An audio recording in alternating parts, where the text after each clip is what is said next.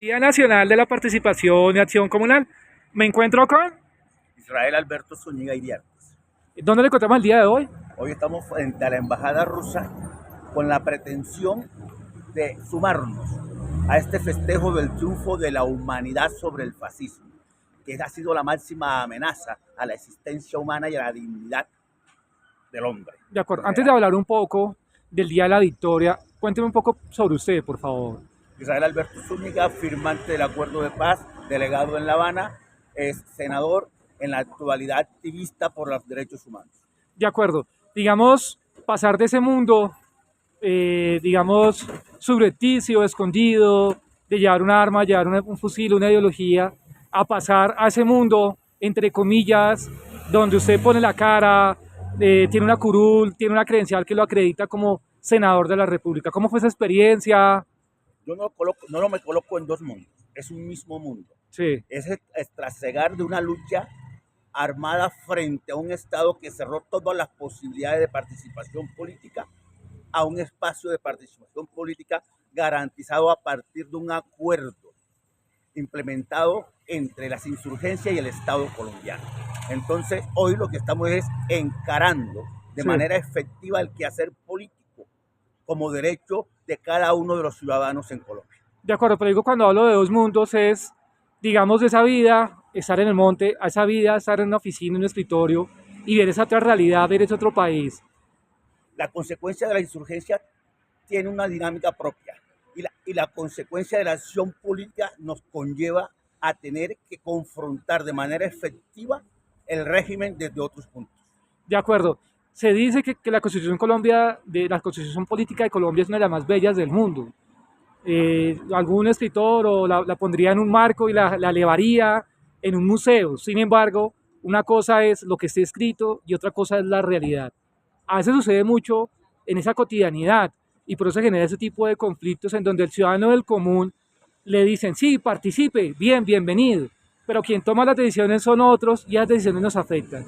¿Cómo llevar esas dos visiones de esa realidad y de eso que plasman ustedes, digamos entre comillas, porque ya no hace parte de ese honorable Congreso de la República que toma la ley, que genera la ley y que da, por supuesto, por sentado alguna norma, pero que en la realidad queda ahí, en el papel, y no se aplica? Colombia siempre vivió una dicotomía, la proclamación del derecho versus la implementación o el ejercicio del derecho. Los colombianos hemos mantenido una lucha constante por el ejercicio del derecho, por el reconocimiento y por la acción concreta que permita que los ciudadanos puedan participar de manera efectiva en la construcción de su futuro. De acuerdo, una vez usted a este lado del andén, y lo digo metafóricamente, de pronto esos ciudadanos que están al otro lado del andén, por supuesto que están manifestando esa injusticia, por algún motivo no están de acuerdo con el gobierno actual o con los pasados y que en ese momento tienen un fusil. Justifica este camino que ustedes ya nos dieron con muchos más compañeros, decir, este es el camino es la paz, como decía Mahatma Gandhi. La humanidad tiene derecho de trasegar y de buscar de manera constante formas de convivencia. Esas formas de convivencia algunos la hemos denominado paz.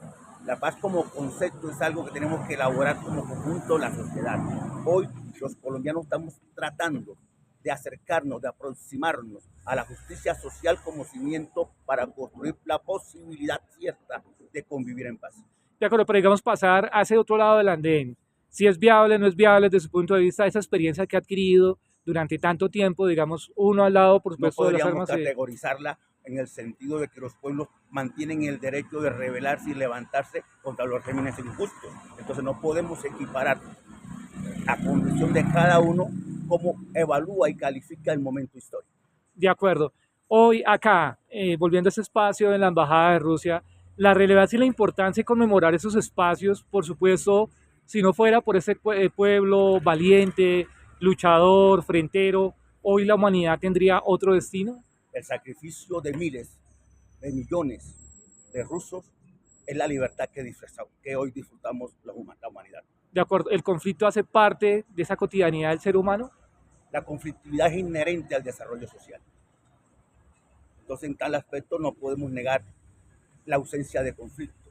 El nivel de civilidad de la humanidad se demostrará en la forma en que confronte esos conflictos. En el caso colombiano, cómo logramos avanzar hacia una sociedad que garantice la participación y los derechos de la ciudadanía es lo que va a evaluar cuál va a ser nuestro futuro. De acuerdo, cuando hablamos de futuro también hablamos de memoria. Hay una frase que dice que quien no conoce su historia está condenado a repetirla. Considera necesario generar estos espacios de conmemoración, y no solamente estos, museos de la memoria, espacios de reflexión, donde nos cuenten esas historias que por supuesto en algún momento de la historia de nuestro país, del mundo, han vivido conflictos y que a veces pasamos como que inadvertidos, pero que si no los recordamos, que si no estamos presentes, esas situaciones las vamos a volver a repetir. Es vital construir y generar memoria. La abstracción histórica nos condenaría a repetirla. Hoy estamos diciendo que el disfrute de los derechos que hoy tenemos es el costo de los sacrificios del pasado. Por lo tanto, hay que tenerlos presentes para mantenerlos y lograr que echen hacia adelante en función de derechos. De acuerdo, ¿qué decirle al ciudadano del común que de pronto vive esa vida cotidiana como que ni fu, ni fa, vive, trabaja, es una cuadrícula, pero jamás piensa, jamás reflexiona, jamás analiza, jamás cuestiona esa cotidianidad y esas situaciones vuelve y las vive día a día? La enajenación del ser social es lo que ha logrado las redes. Hoy estamos diciendo que el ser social debe reivindicarse de manera constante, debe tener afianzamiento histórico para que pueda construir futuro. Sin la visión clara del pasado no es posible ni siquiera comprender el presente y mucho menos proyectarse. De acuerdo, cuando hablamos también del pasado, y ahorita lo hablábamos antes de hacer el inicio de la entrevista, hablábamos sobre el origen aquí en América y en muchas partes de Europa de las comunidades afro. Sabemos que el ser humano, el origen es de África, desafortunadamente por situaciones de codicia, envidia, y uno mira por ejemplo el continente africano, el continente más rico que hay en el planeta Tierra, sin embargo vive la gente más pobre, vive ahí. Y no solamente ese ejemplo, aquí en Colombia, territorios como Chocó, Buenaventura, territorios muy ricos, llenos de riqueza natural, claro, también riqueza espiritual, porque sin esa resiliencia, esa fortaleza de los pueblos que la habitan, no sería, por supuesto, visible ni sería viva esos territorios. ¿Cómo recordar esos aspectos, por supuesto, que también los afectaron en el momento a ustedes, pero hoy en día pueden sacar la cara, mirar de frente a azul y decir, lo pudimos vencer, lo logramos? Cuando yo hago referencia a que no se puede seguir haciendo abstracción de la historia, hablo precisamente de ello.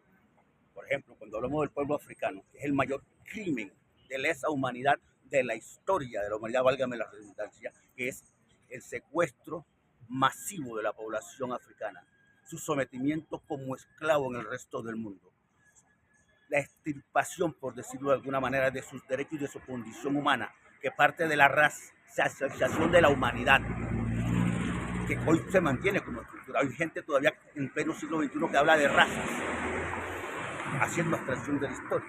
Hoy por eso te podemos decir, el que lucha por los derechos humanos, lucha por la expansión misma de la diáspora africana, por la consolidación de sus derechos, por la forma en que se tratan y se clasifica de alguna manera algunos sectores y etnias del país, para hablar en Colombia específicamente. Pero cuando hablamos de la humanidad se sigue manteniendo el prototipo de la raza.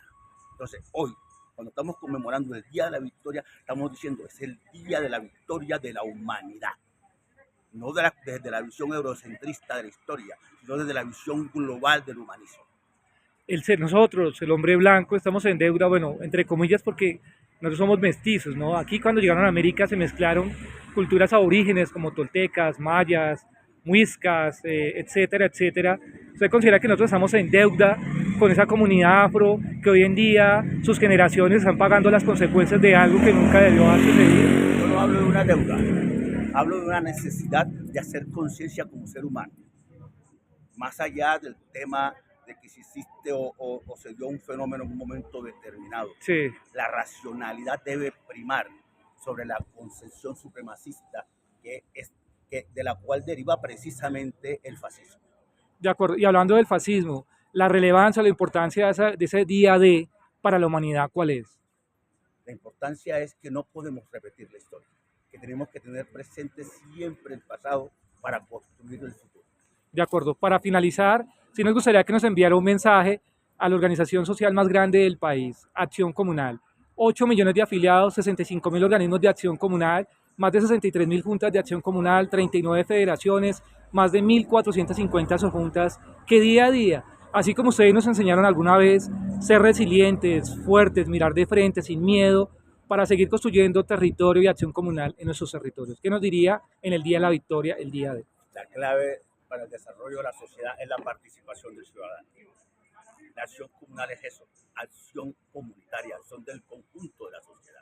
Entonces hay que seguir bregando en ese camino para fortalecer lo que algunos denominamos construcción real de poder. Gracias.